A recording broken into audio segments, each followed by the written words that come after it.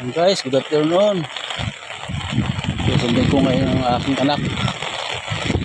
Uwian na yata. Punta ngayon ako sa school. Lakas ng ulan guys.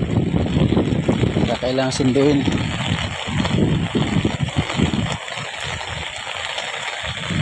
Sabing ulan tigil ang ulan. Tigil ang ulan. Ayan guys, malapit na tayo sa school. Ayan guys, baha dito ngayon sa daanan. Dito nga sa sa school. Baha.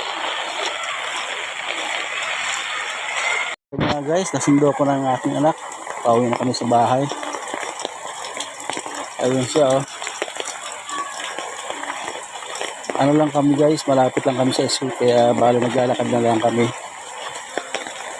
Ayan guys.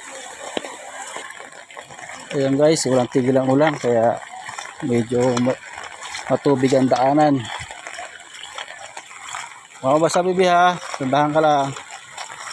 Ayan guys oh. Baha.